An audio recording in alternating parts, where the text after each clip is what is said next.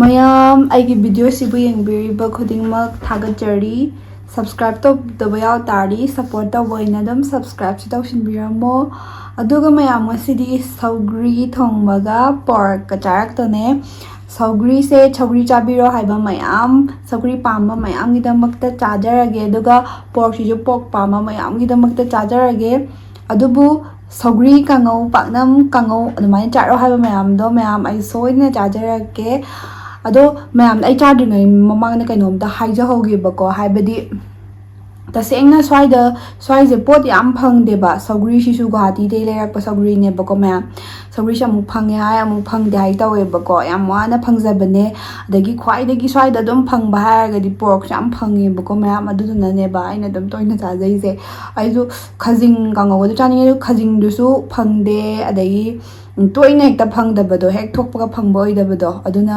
ꯃꯔꯛꯇ ꯌꯥꯝꯅ ꯇꯥꯡꯅꯁꯨ ꯂꯥꯛꯄ ꯃꯥꯜꯂꯦ ꯑꯩ ꯈꯪꯗꯦꯕꯀோ ꯑꯗꯨꯅꯦ ꯑꯩꯅ ꯍꯦꯛ ꯊꯦꯡꯅꯕꯗꯨꯅꯦ ꯂꯩꯖꯩꯁꯦ ꯍꯥꯏꯕꯗꯤ ꯑꯩꯅ ꯂꯩ ꯖꯒꯥꯁꯦ ꯅꯣꯡꯃ ꯎꯠꯂꯛꯀꯦꯕꯀꯣ ꯃꯌꯥꯝ ꯃꯣꯏꯗ ꯌꯣꯟꯕ ꯃꯌꯥꯝꯗꯣ ꯌꯦꯡꯉꯣꯕ ꯀꯩꯁꯨ ꯌꯣꯟꯗꯦꯕ ꯄꯣꯔꯛꯅꯦ ꯆꯤꯛꯀꯟꯅꯦ ꯕꯤꯐꯅꯦ ꯑꯗꯨꯃꯥꯏꯅ ꯈꯔ ꯌꯣꯜꯂꯦ ꯍꯦꯟꯖꯥꯡ ꯅꯥꯄꯤ ꯈꯔ ꯌꯣꯜꯂꯅꯤ ꯀꯣꯕꯤꯒꯨꯝꯕ ꯑꯗꯨꯝꯕ ꯑꯗꯣ ꯃꯌꯥꯝ ꯑꯩ ꯆꯥꯕ ꯍꯧꯖꯔꯒꯦ ꯁꯥꯁꯦ ꯌꯥꯝ ꯆꯥꯅꯤꯡꯉꯦ ꯃꯌꯥꯝ ꯆꯥꯔꯣꯏ ꯃꯌꯥꯝꯗꯣ ꯑꯩ ꯂꯣꯏꯅ ꯇꯝꯅ ꯂꯣꯏꯅ ꯆꯥꯖꯔꯛꯀꯦꯕꯀꯣ ꯑꯗꯨ ꯆꯥꯕ ꯍꯧꯔꯒꯦ ꯁꯧꯒ꯭ꯔꯤ ꯃꯍꯤ ꯍꯥꯟꯅꯒ ꯊꯛꯀꯦ ꯉꯁꯤꯗꯤ ꯀꯩꯅꯣ ꯈꯨꯠꯁꯤꯟꯗꯣ. ꯁꯤ ꯍꯥꯟꯅ ꯆꯥꯒꯦ, ꯁꯤꯁꯦ ꯍꯥꯟꯅ.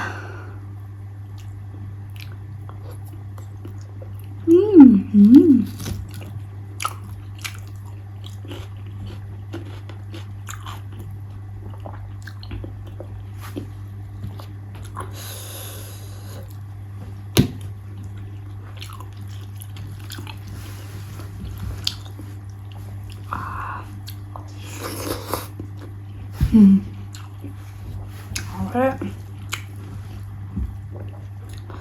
Ôi mà khổ hao mà nico.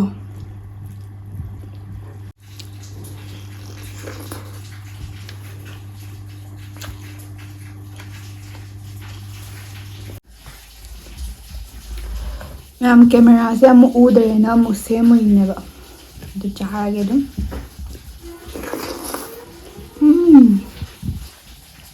Alright.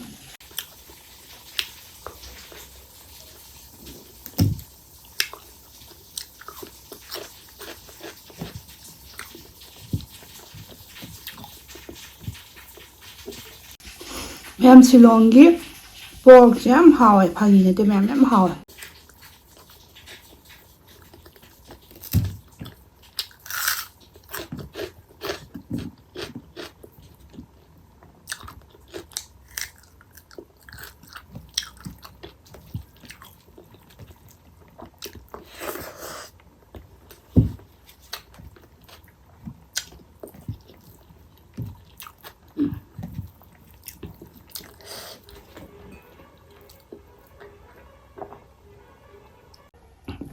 Chogri thongbaga pork kasidi am chana lerame he.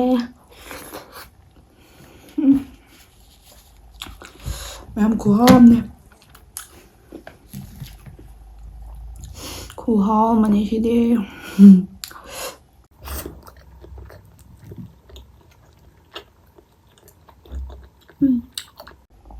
Chanam.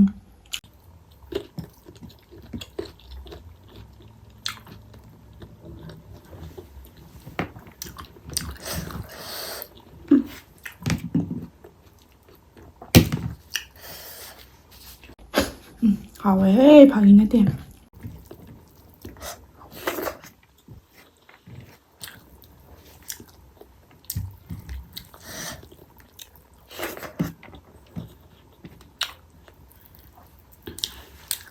Hào nó rồi, mà thật riêng ngoài vậy. Xịt cái nó đó.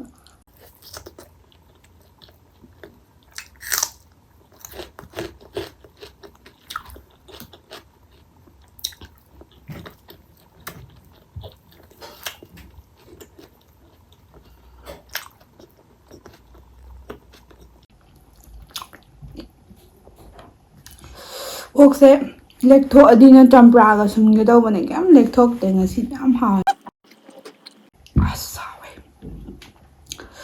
moro ka de thorin tol sak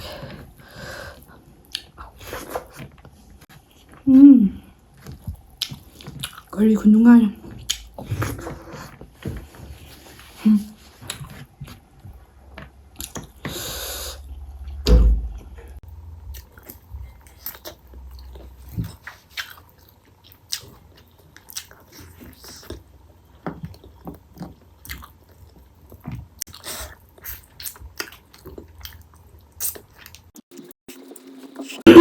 Không hổ đấy.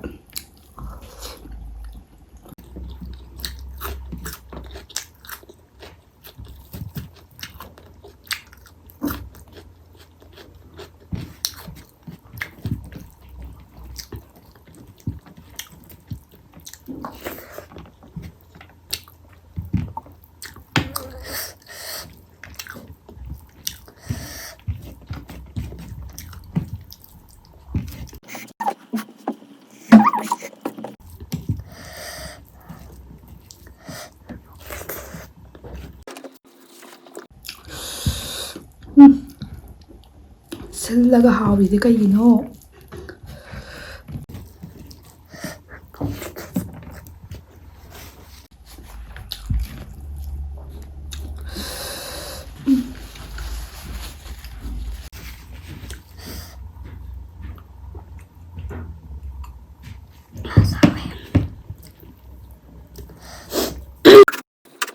ꯃꯌꯥꯝ muscle ꯈꯨꯐꯖꯁꯦ ꯌꯦꯡꯉꯨꯅꯦ ꯃꯁꯜꯗ ꯑꯩ ꯎꯠꯂꯛꯀꯦꯕ ꯃꯁꯜꯅꯒ ꯍꯥꯎꯕꯁꯦ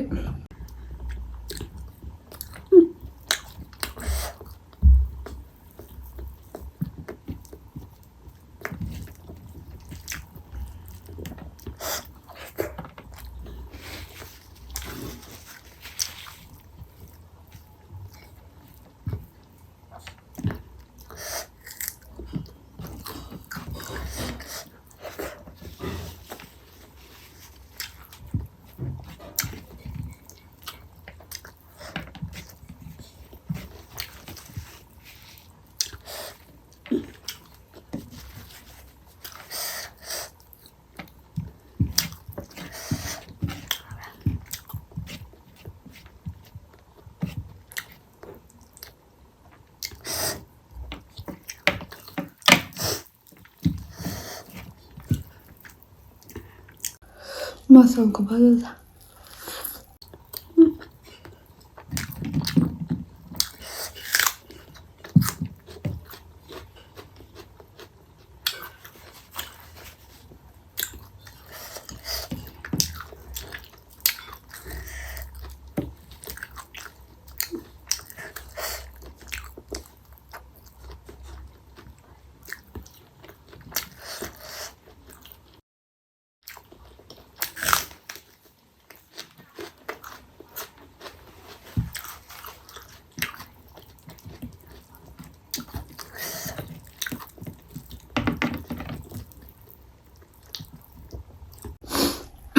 Ma'am, Shillongine pork simadi fajana hawe. Haidi yam lektho chaba ngamdaba khottabado pangna tawdebako anambana hawe yam ma'am.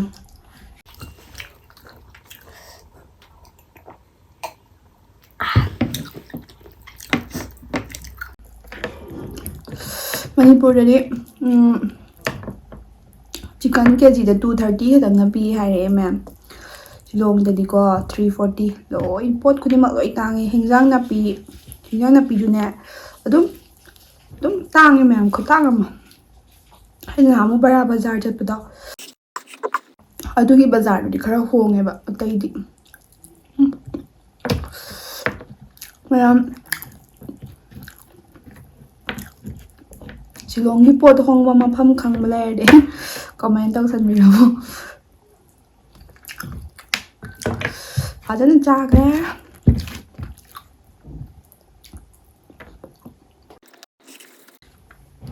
sogri mai thaksange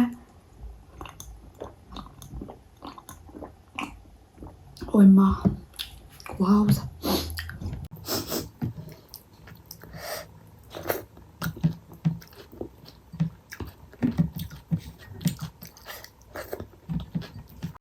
sogri chilo sogri nya yam chinle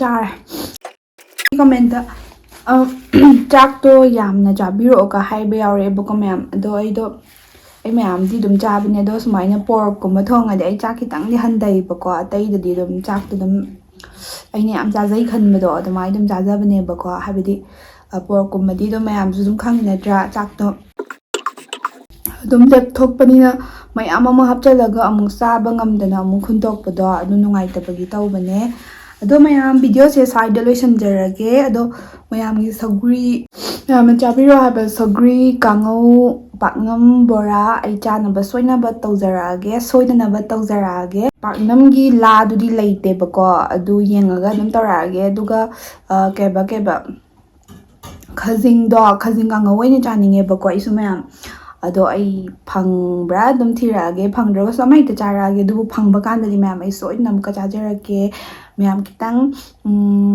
haidano khangde adum khangbiyo bako mayam ai chu chaninge tasengna pangphangda phangba pot oibado adu oide adagi mu aina nahan gi bara bazar da mu chatlaga mu leinabado chatbadu su farak tae habadi ai gi si leibamdagi dum 30 minutes 40 minutes muk taxi gumma tonga chattoine bako ai ro matam su khatang farak ta baine ado aina adum yaba matamda soidana chajarakani mayam ado adum sungai biramo mayam na pamado ai soidana tawjage ado si haraga video se loisalage